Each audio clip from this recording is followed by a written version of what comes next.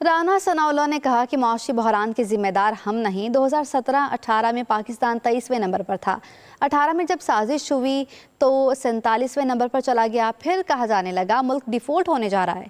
فیصل آباد میں تقریب سے خطاب کرتے ہوئے رانا ثناءاللہ نے کہا پی ٹی آئی والے لاشوں کی سیاست کرتے ہیں۔ پرتشدد احتجاج، فساد اور توڑ پھوڑ ان کا وتیرہ ہے۔ علی امین گنڈا پور اور بشرا بی بی ڈی چوک پر کارکنوں کو بے یارو مددگار چھوڑ کر رفو چکر ہو گئے۔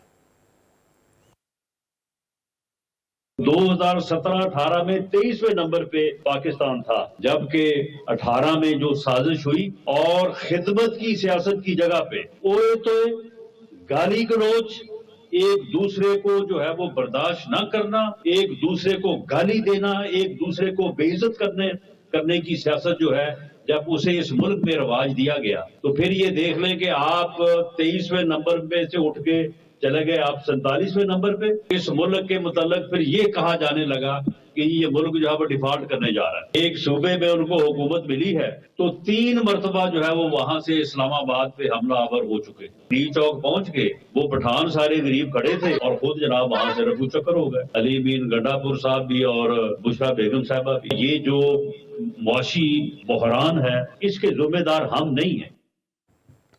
رانا ثناءاللہ نے کہا کہ معاشی بحران کے ذمہ دار ہم نہیں۔ 2017-18 میں پاکستان 23ویں نمبر پر تھا۔ 18 میں جب سازش ہوئی تو 47ویں نمبر پر چلا گیا۔ پھر کہا جانے لگا ملک ڈیفالٹ ہونے جا رہا ہے۔ فیصل آباد میں تقریب سے خطاب کرتے ہوئے رانا ثناءاللہ نے کہا پی ٹی آئی والے لاشوں کی سیاست کرتے ہیں۔ پرتشدد احتجاج، فساد اور توڑ پھوڑ ان کا وتیرہ ہے۔ علی امین گنڈا پور اور بشرا بی بی ڈی چوک پر کارکنوں کو بے یارو مددگار چھوڑ کر رفو چکر ہو گئے۔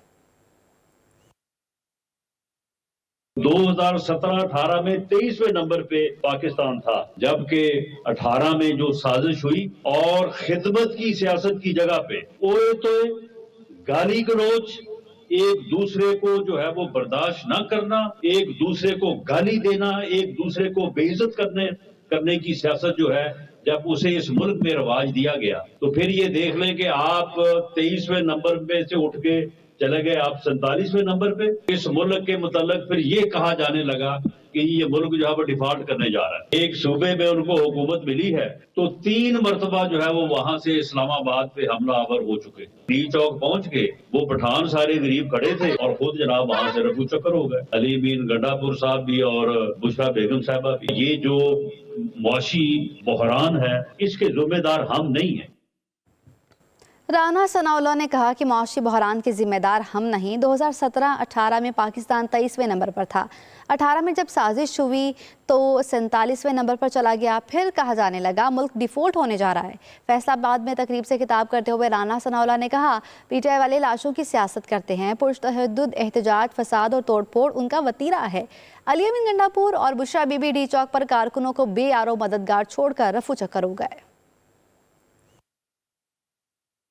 2017-18 میں 23ویں نمبر پہ پاکستان تھا، جبکہ 18 میں جو سازش ہوئی اور خدمت کی سیاست کی جگہ پہ اوے تو گالی گلوچ، ایک دوسرے کو جو ہے وہ برداشت نہ کرنا، ایک دوسرے کو گالی دینا، ایک دوسرے کو بے عزت کرنے کی سیاست جو ہے جب اسے اس ملک میں رواج دیا گیا تو پھر یہ دیکھ لیں کہ آپ 23ویں نمبر پہ سے اٹھ کے چلے گئے آپ 47ویں نمبر پہ۔ اس ملک کے متعلق پھر یہ کہا جانے لگا کہ یہ ملک جو ہے وہ ڈیفالٹ کرنے جا رہا ہے۔ ایک صوبے میں ان کو حکومت ملی ہے تو 3 مرتبہ جو ہے وہ وہاں سے اسلام آباد پہ حملہ آور ہو چکے۔ ڈی چوک پہنچ کے وہ پٹھان سارے غریب کھڑے تھے اور خود جناب وہاں سے رفو چکر ہو گئے۔ علی امین گنڈا پور صاحب بھی اور بشرا بیگم صاحبہ بھی۔ یہ جو معاشی بحران ہے اس کے ذمہ دار ہم نہیں ہیں۔